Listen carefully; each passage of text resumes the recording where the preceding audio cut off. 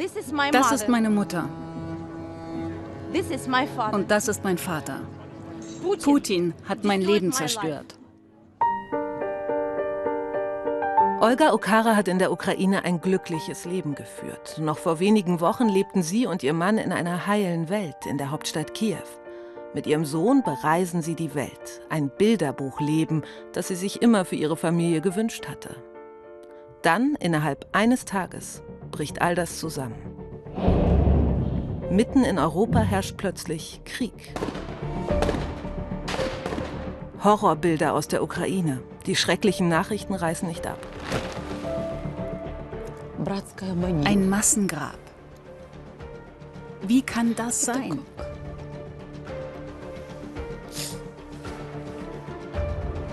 Sie haben es nach Deutschland geschafft. Mistkerle! Doch Putins Hass verfolgt sie weiter. Er baut sich nach außen halt so eine Mauer auf. Ne? So ein, ich bin cool, ich habe das alles im Griff. Mir wurde alles genommen. Wie zurechtkommen, wenn der Krieg einen immer wieder einholt.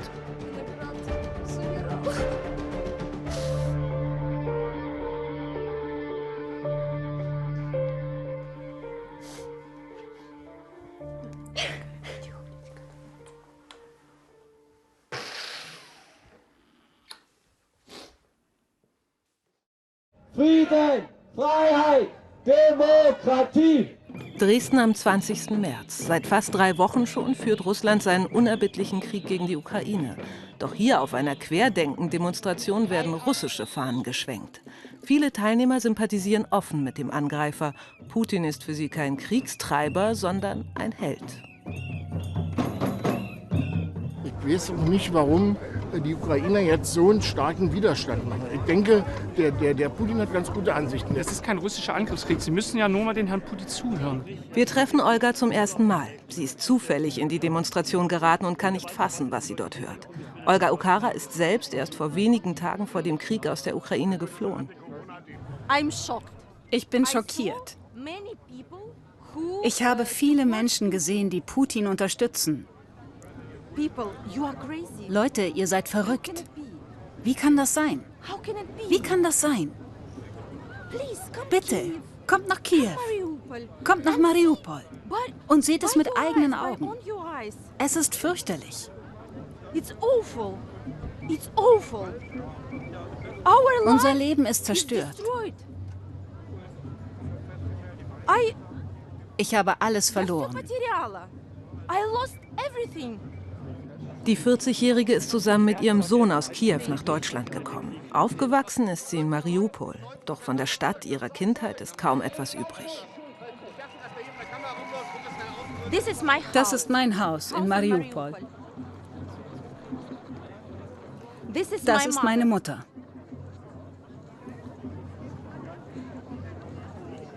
Das ist mein Vater. Und ich bin ein echter Mensch. Putin hat mein Leben zerstört.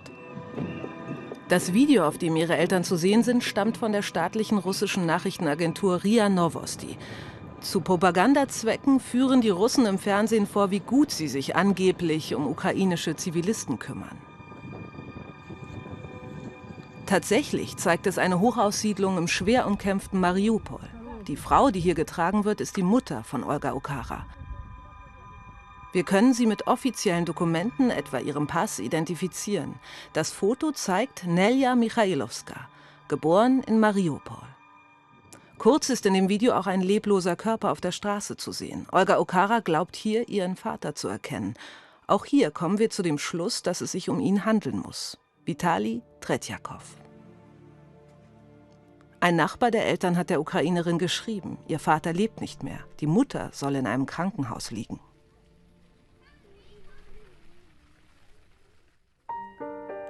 Vor dem Krieg waren Olga Okara, ihr Mann Pawlo und ihr Sohn Sascha ein Team, eine glückliche Familie.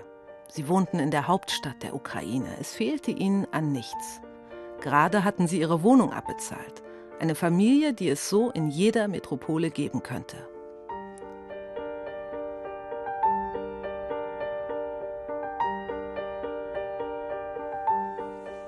Sascha trainierte Judo, lernte Geige.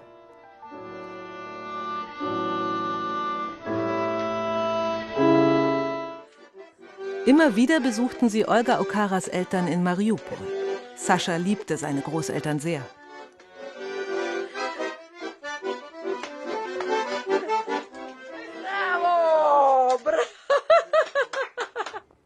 Jetzt ist alles anders. Mutter und Sohn leben in einer Plattenbausiedlung in Leipzig. Hier sind sie direkt nach ihrer Flucht untergekommen, haben eine kleine Wohnung gefunden. Doch der Vater musste in Kiew zurückbleiben. Wir schicken dir einen Teil von unserem friedlichen Himmel und der friedlichen Sonne. Ja, mein Lieber. Ich umarme dich. Ich küsse dich, mein Geliebter. Tschüss. Ihren Sohn Sascha lassen die schrecklichen Bilder von zerbombten Gebäuden nicht los. Die Angst vor dem Krieg und dem Tod, sie begleitet ihn, auch wenn er in Leipzig erstmal in Sicherheit ist. Sascha, was machst du? Ich mache hier Aufkleber dran. Was für Aufkleber? Hast du die selbst auf Deutsch geschrieben? Ukraine? Weil ich gegen den Krieg bin. Wow, hast du es selbst gemacht oder hat jemand geholfen? Nein, ich habe das allein gemacht. Und du schreibst Ukraine? Ukraine top. Ukraine top? Was bedeutet das? Es bedeutet, dass die Ukraine das beste Land ist. Das beste Land. Aus seinem früheren Leben ist Sascha nur die Mutter geblieben. Weit weg von zu Hause versucht sie ihm ein bisschen Normalität zurückzugeben. Auch wenn sie selbst verzweifelt ist. Wird sie ihren Vater überhaupt beerdigen können? Wir haben hier Sonne. Stell dir vor, Sonnenschein, warm und Frühling. Und ich stelle mir vor, wie die Leiche meines Vaters einfach da liegt. Das hat er doch nicht verdient.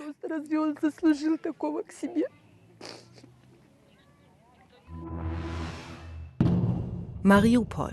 Seit Februar steht die Stadt unter Dauerbeschuss. Olgas Eltern lebten in diesem zerbombten Wohnblock. Inzwischen sind etwa 90% aller Häuser zerstört.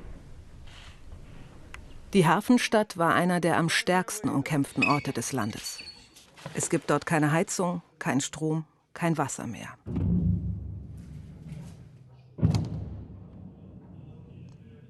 Mariupol wird zum Synonym für den Widerstand der Ukrainer und für die Hemmungslosigkeit Putins.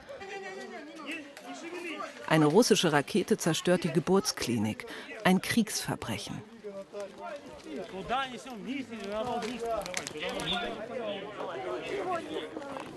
Eine Woche später wirft ein russisches Flugzeug Bomben über dem Stadttheater ab.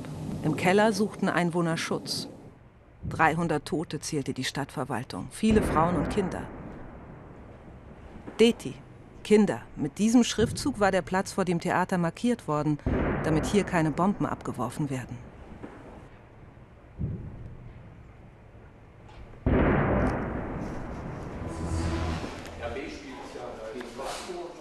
Sascha hat es raus aus diesem Krieg geschafft. Aber es fühlt sich nicht nach einer Rettung an. Ein Schwimmkurs soll ihm dabei helfen, auf andere Gedanken zu kommen. In der Ukraine ist er regelmäßig zum Training gegangen, hat sogar schon Wettkämpfe geschwommen. Heute aber geht es nicht ums Gewinnen.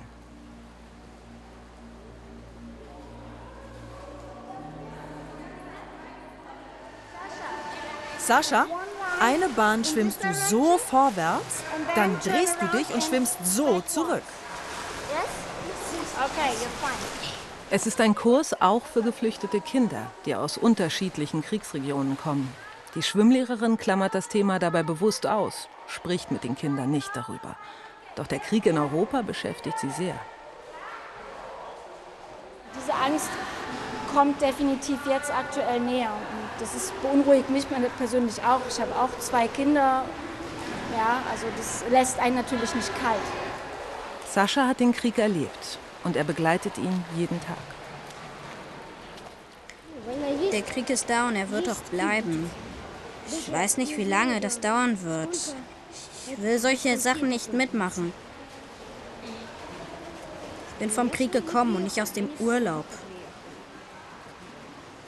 Was würdest du denn gerne machen? Ich will mich jetzt nur ausruhen und an nichts denken.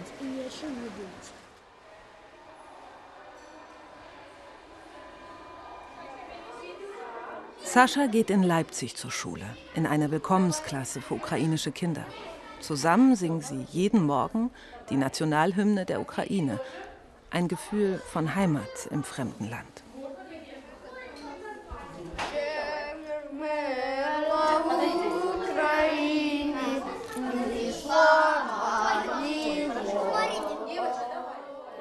Die 20 Schülerinnen und Schüler kommen aus allen Ecken der Ukraine. Zusammen mit ihnen lernt Sascha hier auch ein bisschen Deutsch. Wie heißt du? Ich heiße Sascha. Спеши. Woher kommst du? Ich komme aus der Ukraine. Schule, das bedeutet Struktur, Alltag. Für Sascha soll es auch Ablenkung sein. Sascha? Die Mappe. In einer Pause denken sich die Kinder ein Spiel aus. Geopolitik mit Buntstiften. Jedes Kind ist ein eigenes Land, das die Grenzen der anderen achten muss. Sie spielen im Kleinen durch, was im Großen so oft misslingt. Ich werde ein friedliches Land sein. Ich auch. Seht meine Grenzen. Ich werde sie nicht überschreiten. Ich auch. Hier ist mein Land und die Inseln da drüben sind bereits Fremdterritorium. Ich habe kein Recht, sie einzunehmen, denn ich gelte sowieso als ein großes Land.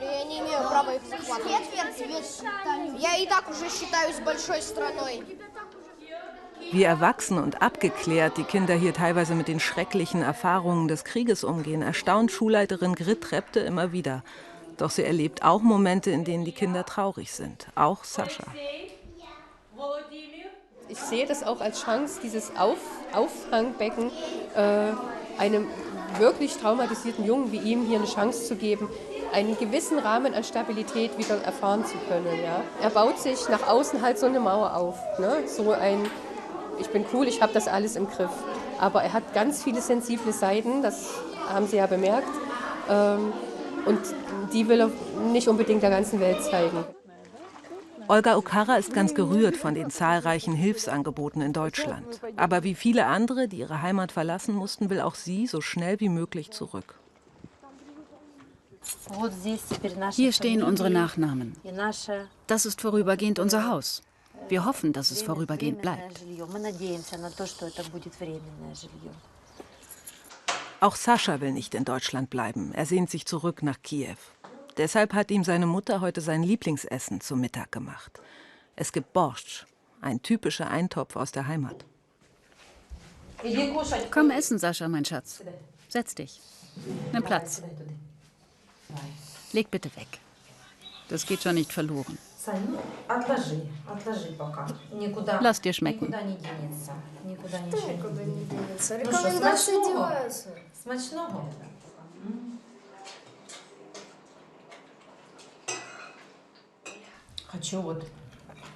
Ich würde sehr gerne eine Arbeit suchen. Was denkst du? Wird das klappen?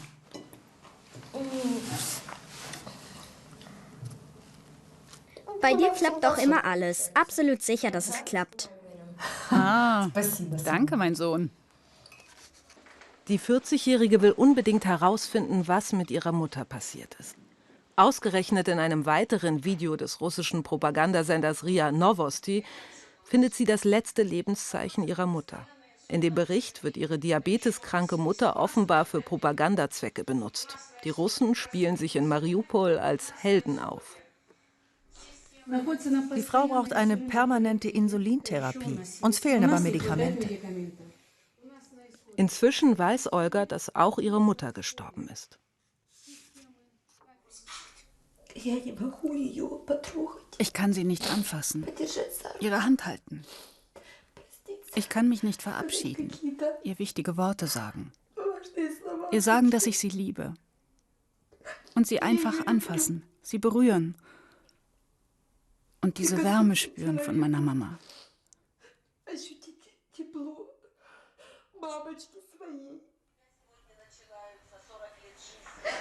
Olga verliert ihre Eltern im Krieg, ohne Abschied.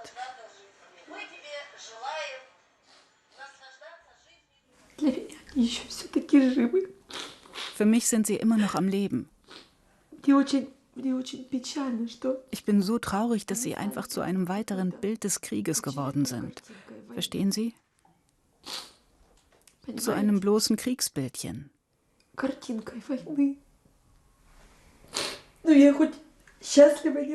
Aber ich bin froh, dass ich wenigstens diese Videos habe.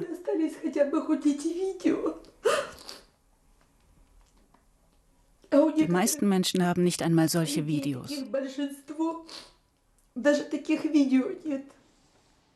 Sie hat jetzt nur einen Wunsch, ihre Eltern wenigstens beerdigen zu können. Ihr Mann Pawlo kann seine Frau nur über das Telefon trösten. Der nicht enden wollende Krieg macht ihn wütend. Vor allem von Deutschland wünscht er sich mehr Unterstützung. Wie viele Menschen müssen in der Ukraine noch sterben? Kinder, Alte, Zivilisten, Soldaten, bis die Entscheidung getroffen wird, uns zu helfen. Wir brauchen diese Waffen nicht, um den Feind auf seinem Gebiet anzugreifen. Wir haben keinen Krieg erklärt und auch keine fremden Gebiete besetzt. Und wir planen auch nicht, so etwas zu machen. Die Ukraine will die eigenen Gebiete zurückholen und den Besatzer von eigenem Gebiet vertreiben. Das ist alles. Die Situation in Mariupol spitzt sich immer weiter zu. Die Versorgungslage ist katastrophal. Fluchtkorridore für die Zivilbevölkerung werden beschossen und daraufhin wieder dicht gemacht. Viele machen sich seither auf eigene Faust auf den Weg. Russland hält inzwischen den größten Teil der Stadt. Die letzte Bastion der Verteidiger, eine der größten Eisenhütten Europas, das Asow-Stahlwerk. Olga arbeitete hier eine Zeit lang für die Geschäftsleitung des Werks. In den Kellersystemen und ehemaligen Atombunkern für die Werksarbeiter haben sich die ukrainischen Kämpfer verschanzt, zusammen mit etwa 1000 Zivilisten. Es gibt kaum noch Wasser, Essen, auch keine Windeln. So quält sich der Junge. Wir wollen nach Hause, wir wollen die Sonne sehen. Unterdessen wird weiter bombardiert. Während die Menschen in Mariupol nur noch ums Überleben kämpfen können, bangt Olgas Mann Pawlo in Kiew gerade um seinen Job. Denn die Wirtschaft im ganzen Land ist eingebrochen. Ich war gerade im Supermarkt. Ja. Habe eingekauft. Wurden Gurken geliefert? Sascha fragt, ob es Gurken gibt. Ja, es gibt Lebensmittel, Gemüse, Früchte, aber alles ist deutlich teurer geworden. Deutlich teurer. Der Einkauf fällt 1,5 oder doppelt so teuer aus.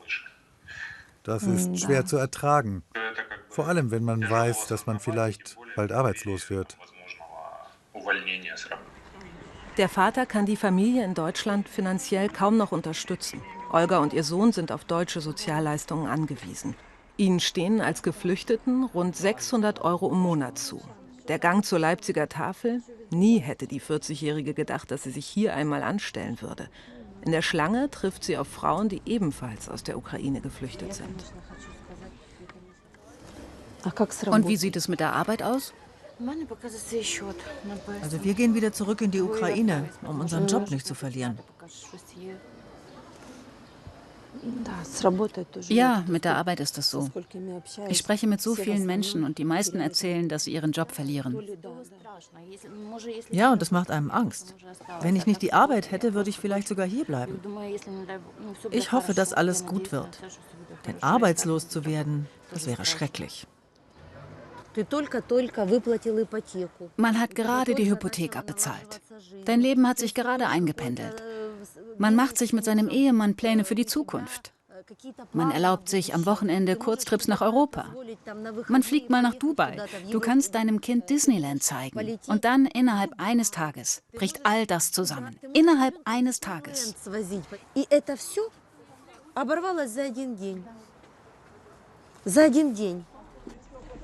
Zum 3. Mal kommen Mutter und Sohn schon her, fahren dafür 1 Stunde durch Leipzig. Hallo. Yes, English, yes. Okay.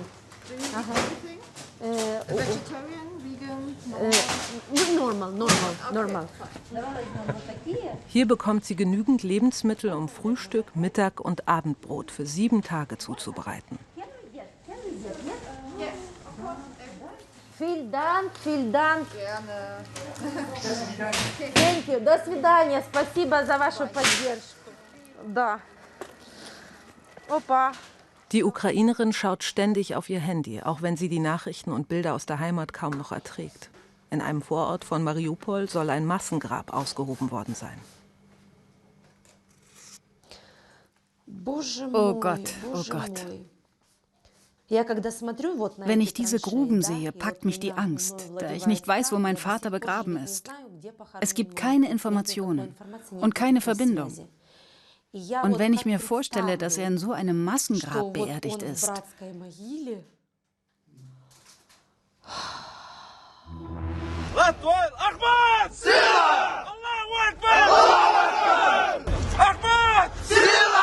Gott ist groß.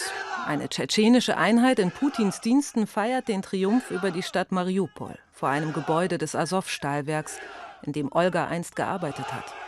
Auf dem Fernsehturm wird eine Separatistenfahne gehisst. Der Kreml inszeniert sich als Befreier Mariupols. Im Stadtzentrum sind derweil Trupps unterwegs, die die Leichen beseitigen, im Auftrag der neuen Stadtverwaltung. Es ist von mobilen Krematorien die Rede. Auf Satellitenbildern ist zu sehen, wie in Mangusch, einem Vorort von Mariupol, ein riesiges Massengrab ausgehoben wird für bis zu 9000 Menschen. Die Schrecken des Kriegs lassen Olga Okara nicht los. In der Kirche kann sie zusammen mit ihrem Sohn trauern, um den verstorbenen Vater und die Mutter. Kurz zuvor hat sie eine Nachricht bekommen. Es gibt offenbar neue Hinweise, wohin ihre verstorbene Mutter gebracht worden sein soll. Michailowska Nelia Filipovna, geboren 1944, gestorben 22.03.22, wurde von der Polizei zur gerichtsmedizinischen Untersuchung nach Mangusch gebracht. Suchen Sie in Mangusch weiter. Und was dort in Mangusch ist? Das weiß keiner. Ein Massengrab. Wie kann das sein?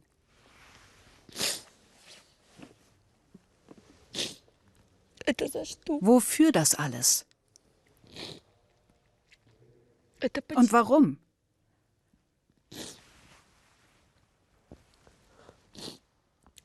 Es sieht so aus, als wäre die 300 Meter lange Grube in Mangusch auch für meine Eltern gegraben worden.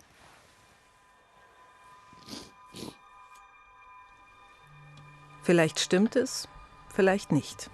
Aber es ist gerade diese Ungewissheit, die sie quält. Und ein schlechtes Gewissen gegenüber Sascha.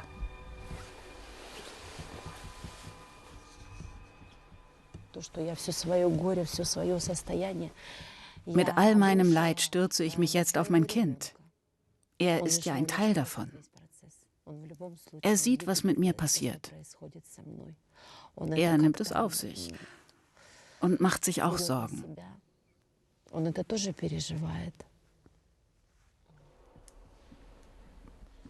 Der Tod seiner geliebten Großeltern, ein Massengrab, in dem sie liegen könnten, eine Heimat, die es so nicht mehr gibt.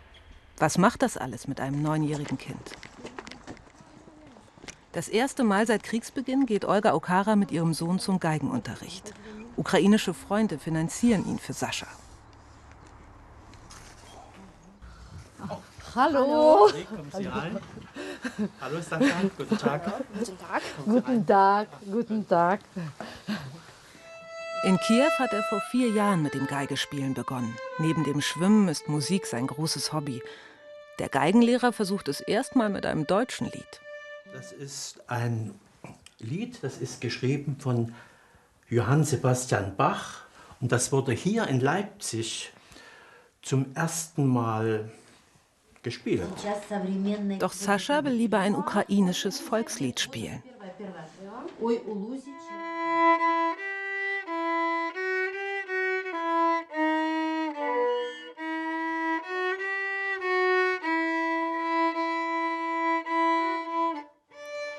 Die Noten zu diesem alten Lied hat seine Mutter in das Buch geschrieben. Es ehrt Soldaten, die einst für die ukrainische Unabhängigkeit gekämpft haben.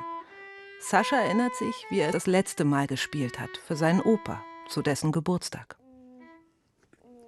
Das hat ihm sehr gefallen. Ihm hat es sehr, sehr gefallen, als ich ihm vorgespielt habe. Ich habe ihm viele Male vorgespielt. Vermisst du ihn? Ja, sehr. Ich hätte es so gerne, dass er herkommt. Mich umarmt und auch Oma Nelja.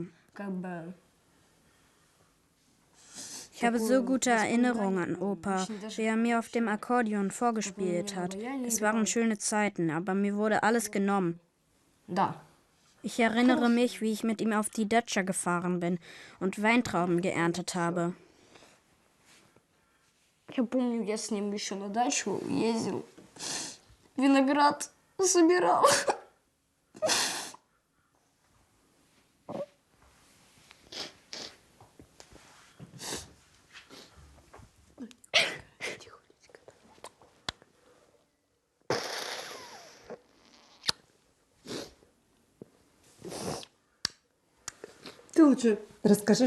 Erzähl lieber, dass du die beiden lustig und keck in Erinnerung behalten wirst. Wie wir zusammen Liedchen gesungen und getanzt haben.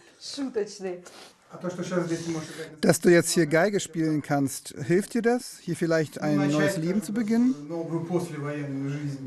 Nein, überhaupt nicht. Mir hilft hier nichts dabei, ehrlich gesagt. Мне ничего мне тут не помогает, если честно. Вот ничего. Gar nicht? Nein, ohne Verwandte hier, nur mit der Mama, das heitert mich nicht auf.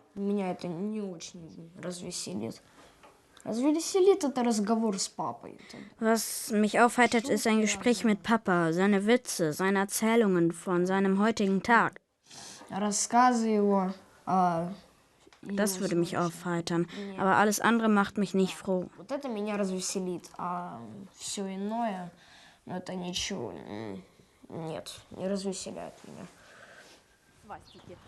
Auf dem Weg nach Hause sehen sie dann auch noch das. Da ist das Zeichen. Der Buchstabe Z steht für die Unterstützung des russischen Angriffskriegs. Stellen Sie sich vor, da ist unser Haus. Hier wohnen sehr viele Ukrainer. Da drüben sind zum Beispiel welche. Das wurde doch extra gemacht.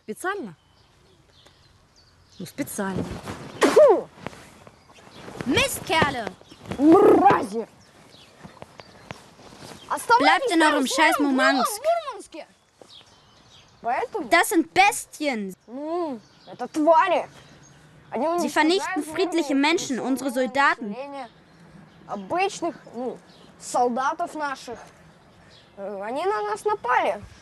Die haben uns angegriffen. Sollen wir die mit Blumen empfangen? Wir euch? Von wegen Befreier.